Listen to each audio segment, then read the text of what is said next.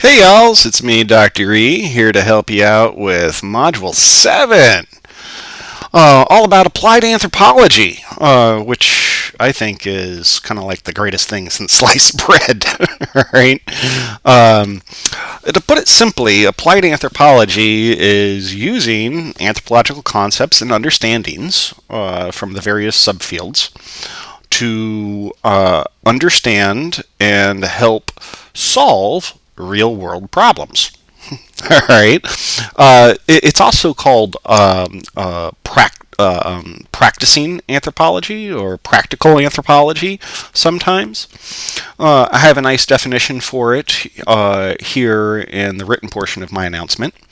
I also got a great little short video about why the world needs anthropologists, and it focuses on applied anthropology. So be sure to check that out. Moving on here, I have a link in the written portion of our announcement for the Society for Applied Anthropology, known as the SFAA. And it is the dedicated professional organization for applied anthropologists. Okay, so yeah, take some time, check out the link, do some exploration, and you might actually find some good material to help you with this week's discussion and your final project. So yeah, definitely worth a look. So keeping in mind that applied anthropology can be focused on a specific subdiscipline or a combination of them, we need to understand applied anthropology kind of in a broad way.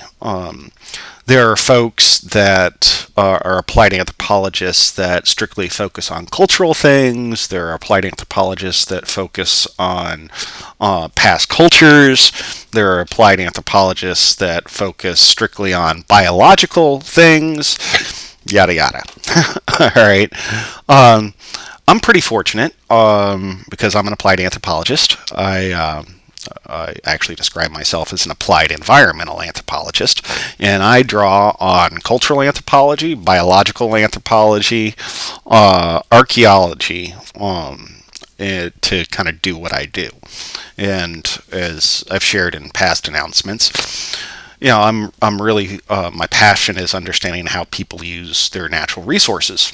All right, and so for me, I actually look at that from prehistory all the way up to the present, and I use the past to help better understand current practices and how some of those practices may be problematic, particularly when it comes to environmental sustainability and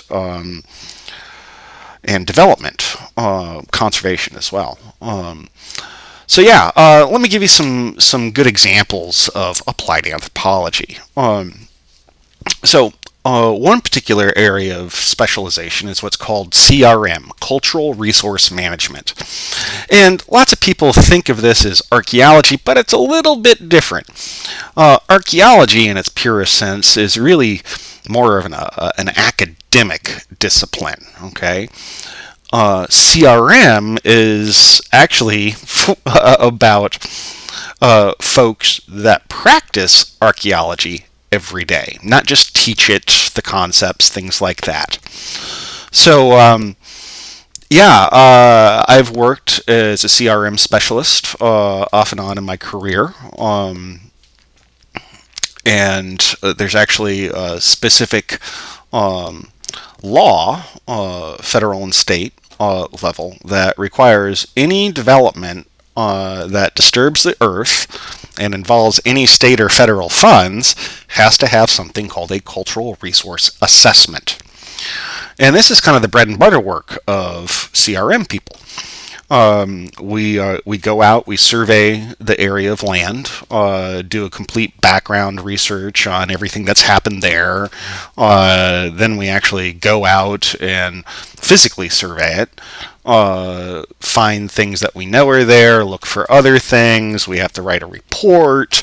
We have to make recommendations on what should or should not happen to that piece of land in regards to any cultural resources. Um, I've had an absolute incredible experience working as a cultural resource specialist all across the U.S. I used to work in the Southeast, the Carolinas, Georgia, um, and I've worked here in Oregon and Alaska, and I've done some in West Africa. All right. So yeah, it's a really cool area of applied anthropology. Moving on, I also talk about applied anthropology in regards to international development and conservation. This tends to be an area where a lot of applied anthropologists work. I do as well, right? Uh, so, in this sort of situation, anthropologists tend to work as a consultant for development and/or conservation agencies, and they often, in that capacity, serve as an advocate for local communities. What are the community's needs and wants, right?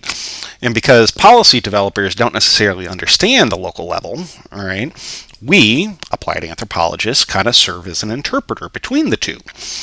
And if done correctly, it can result in some great stuff. I give a great example in the written portion of this announcement about water pumps. All right, and my particular example is based in West Africa, but generally speaking, you would just think that water pumps are a wonderful thing, right? Access to clean water is an essential need for life.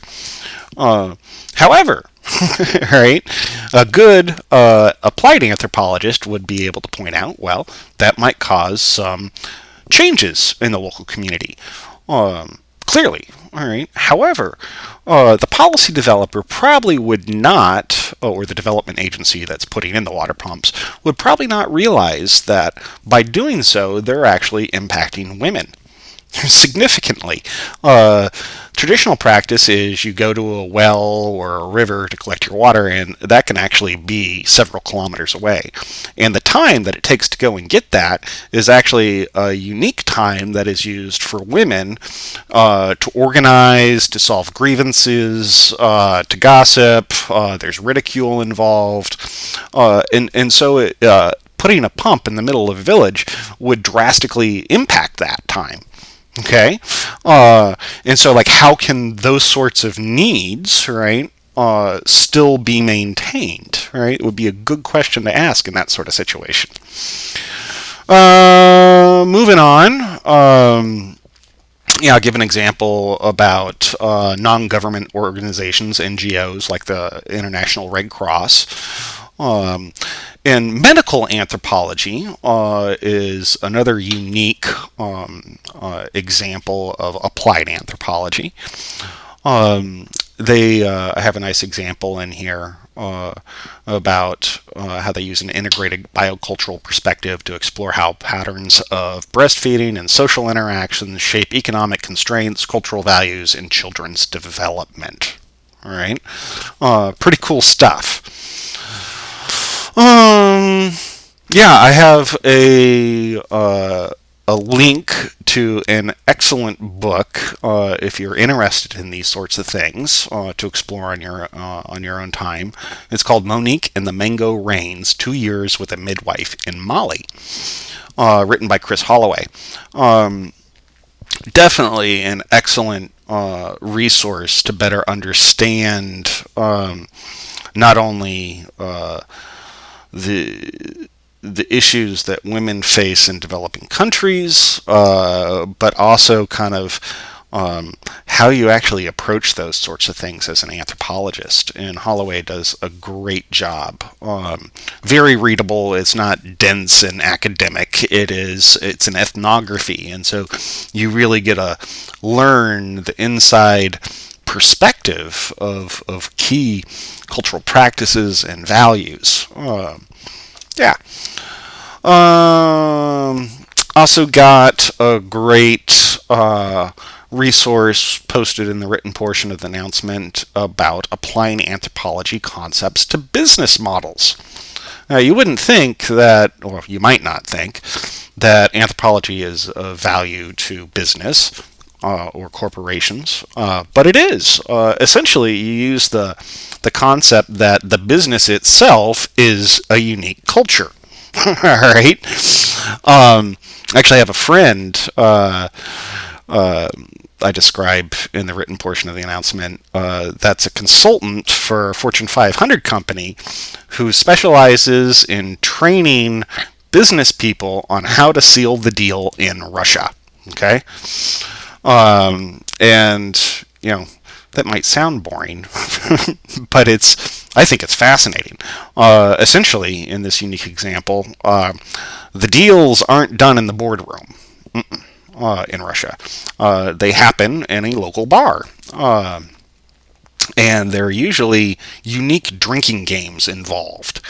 And so my friend actually trains these business people how to participate in the drinking games, and that allows them to be able to work at the local level, like work within local systems to actually conduct their business. Pretty cool stuff.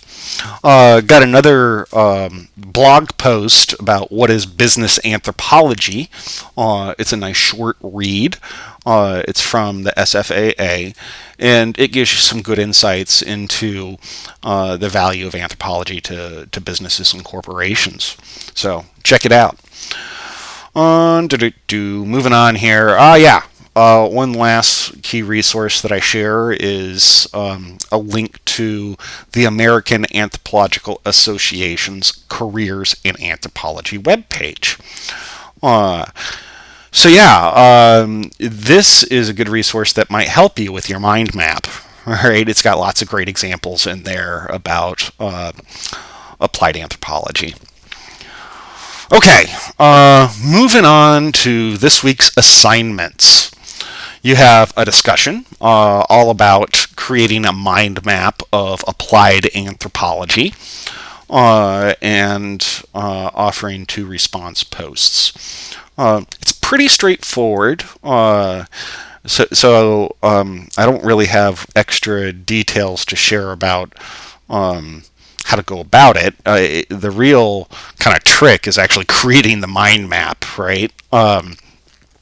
But to help you with that, there's one sample mind map from SNHU, but I have additional mind maps from this particular course to help you out, all right, to give you a better idea of what I'm looking for. And of course, in your response post ×2, you want to look for any connections that they may have missed, and give an idea how to make your classmate's explanation stronger. Okay, and a good way to do that is to apply our course concepts, right?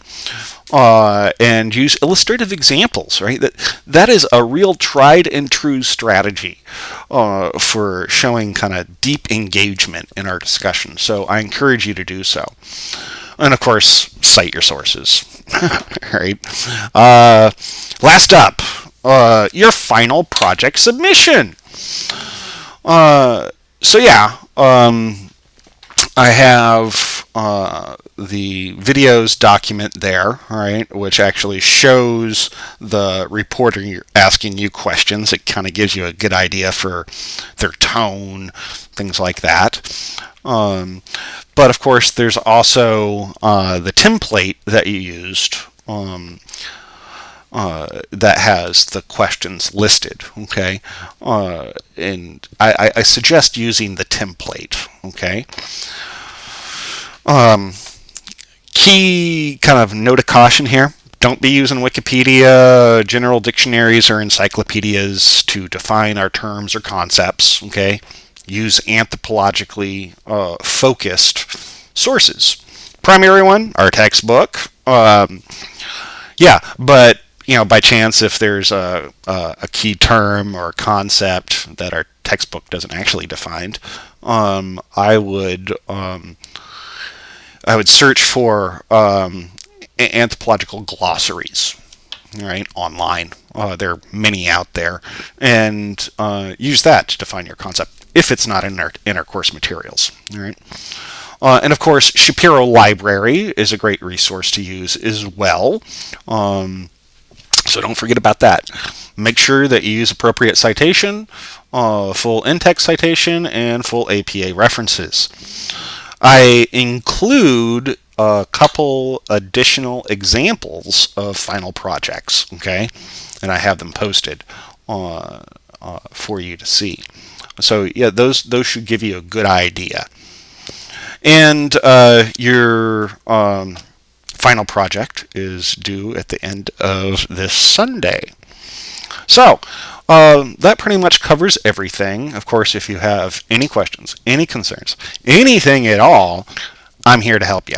Okay, so give me a call, text, email, post to the general questions forum, and I am at your service. All right. Really looking forward to your final projects and your mind maps this week. It's a fun exercise, and I'll see you in the discussion boards. Take care, y'all.